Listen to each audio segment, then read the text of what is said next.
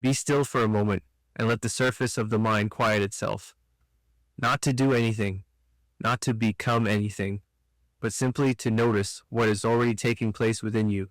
For the secret you have been seeking has never been hidden in the outer world, nor delayed by time, nor withheld by circumstance. It has always been present as awareness itself, quietly shaping the pattern of your life. The formula for instant manifestation is not a method to be learned, but a recognition to be accepted. It is not something you apply after effort, but something you awaken to when striving ceases. When this is seen, truly seen, the mind relaxes, the heart settles, and a gentle certainty replaces the endless search. Most people believe that creation happens slowly, that desire must pass through effort, repetition, or struggle before it appears. Yet this belief is itself the very delay they experience. The world reflects, without judgment or hesitation, the state of consciousness from which you live. It does not respond to your wishes, your hopes, or your words, but to your inner knowing of what you are. The instant is not reserved for some future moment when conditions improve. The instant is now. The moment consciousness accepts a new identity as true. The foundation of all manifestation rests upon a simple but profound principle. Consciousness is the only reality.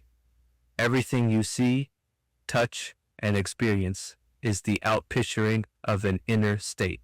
The body, the environment, and the events of life are effects, not causes. They are shadows cast by assumptions held within.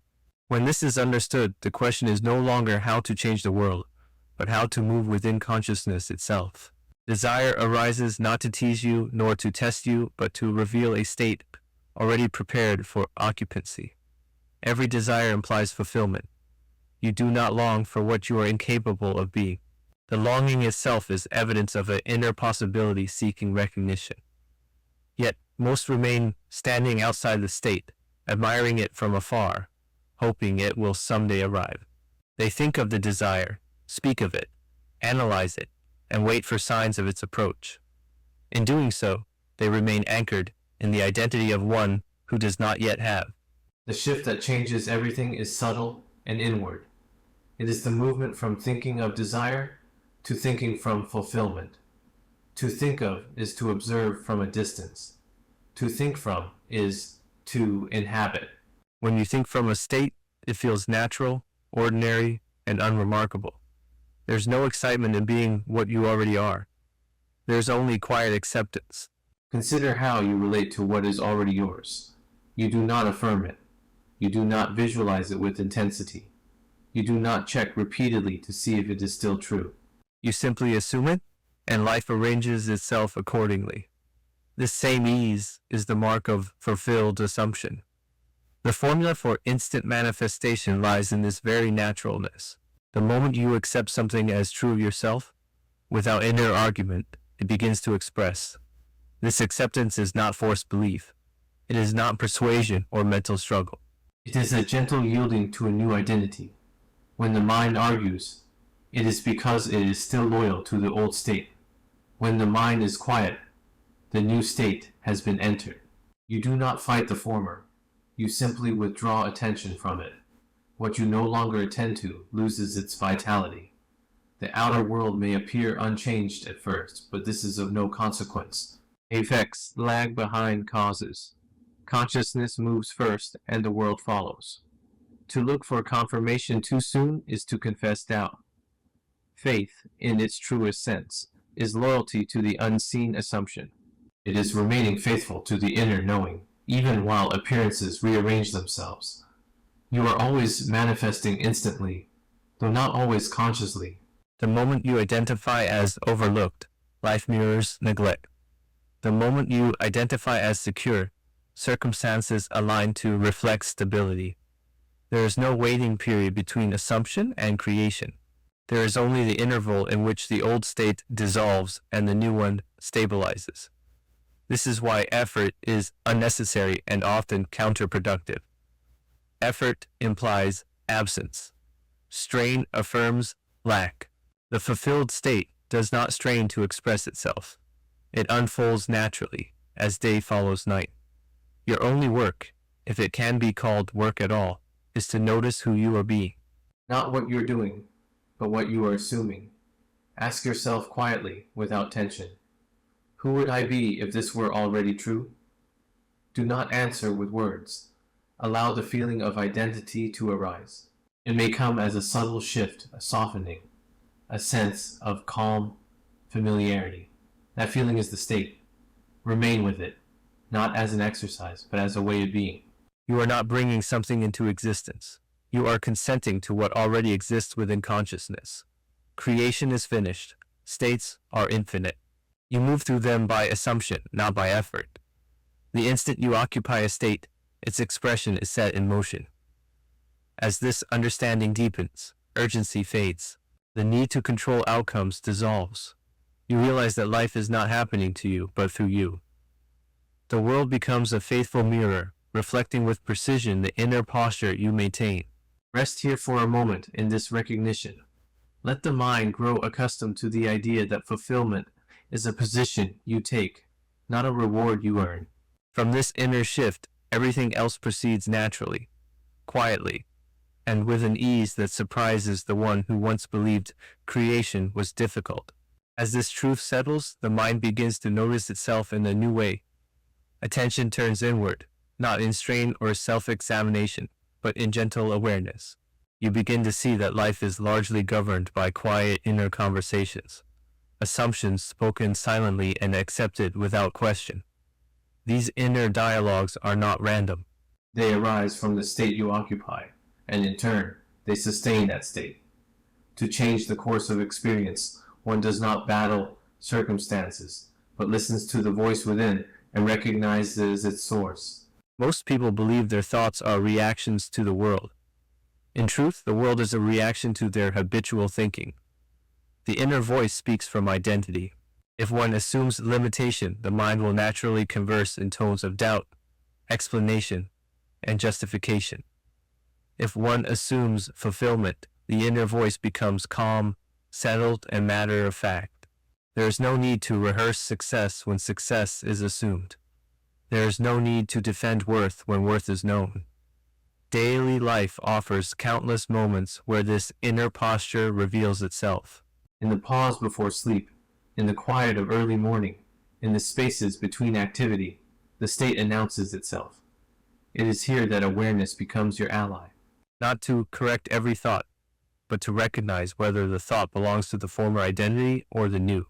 When a thought arises that implies lack, struggle, or delay, see it for what it is, a remnant of a state you are no longer required to occupy. There's no condemnation in noticing this. States pass through consciousness like rooms in the great house. You are not the room. You are the one who enters and leaves. Persistence does not mean effortful repetition. It means remaining loyal to the state you have accepted as true. Loyalty is quiet. It does not argue with appearances. It does not plead with the mind. It simply returns again and again to the feeling of being. Outer conditions may attempt to persuade you that nothing has changed. This is their nature. They are echoes, not origins. To react emotionally to appearances is to momentarily re-enter the old state. When this is seen, reaction softens. You do not suppress feeling, you observe it, and in observation, you regain choice. Inner conversations are the most faithful indicators of where you dwell. When you imagine others speaking to you in ways that confirm your desire fulfilled, you are not attempting to influence them. You are recognizing yourself. Others can only echo the assumptions you hold about yourself. As the inner dialogue changes, relationships shift without effort. The world adjusts, not because it is persuaded, but because it must. There's a gentle discipline in this awareness, but it is not rigid. It is a devotion to truth as you have accepted it. When the mind wanders, you do not scold it. You return it. When doubt appears, you do not analyze it. You see that it belongs to an old dwelling place, and you step out of it. Faith expresses itself as calm persistence. It is the refusal to seek proof before acceptance. Proof follows assumption, never precedes it. The moment you wait for evidence, you place yourself back in the position of the one who lacks. To remain in the fulfilled state is to allow evidence to come to you naturally and in its own order. As this becomes familiar, a quiet confidence emerges. You no longer feel the need to speak of what you are becoming. You no longer measure progress. The fulfilled state feels complete in itself. There's nothing to add to it, nothing to improve, nothing to fix. This is the deepening of practice, though it scarcely feels like practice at all. It is a way of living from the inside outward. Awareness replaces effort, identity replaces technique, and the mind, once restless with wanting, begins to rest in being. Now the movement becomes almost imperceptible, for there is nothing left to do and no direction left to pursue. What once felt like an act of assumption has settled into a quiet sense of self. The fulfilled state is no longer something you visit in moments of reflection. It has become the background of your awareness. You are not reminding yourself of who you are. You are being it. At this stage, identity stabilizes not through vigilance, but through surrender. You cease watching the mind for errors. You cease correcting inner movements. The state holds itself. Just as you do not monitor your breathing, you do not monitor your being. There's a natural trust that consciousness knows how to express what it has accepted as true. Effort dissolves completely here. Even the desire to manifest softens, for desire has fulfilled its purpose. It has led you back to yourself. What remains is a gentle sense of inevitability. Life feels less like something that happens and more like something that unfolds. You move through days with an inner stillness that does not depend on outcomes. The outer world continues to rearrange itself, but your attention is no longer captured by its timing. You understand, without needing reassurance, that what is assumed must express. Waiting disappears, because there is nothing you are waiting to become. You have already taken the position from which fulfillment naturally flows. This is the art of effortless embodiment. You are not imagining to make something happen. You are imagining because it is your nature to do so. Imagination is no longer a tool. It is your dwelling place. From it, thought, feeling, and action arise spontaneously and harmoniously. In this settled awareness, reactions grow softer. Praise and blame lose their weight. Success does not inflate, nor does delay discourage. You are anchored not in circumstance, but in identity. The world may fluctuate, but the inner posture remains steady. There is a quiet joy in this stability, not the excitement of acquisition, but the peace of recognition. You recognize yourself in every experience, knowing that nothing appears without first passing through you. Life becomes intimate, personal, and responsive. You no longer ask whether something will manifest. The question itself feels unnecessary. Assumption has replaced hope. Being has replaced becoming. What once required faith now feels self-evident. And so you rest here, not in expectation, but in knowing. Consciousness, having accepted itself, expresses without effort. There is nothing to force, nothing to hurry, nothing to hold. Only this gentle awareness, aware of itself, allowing life to mirror it faithfully, quietly, and in perfect order.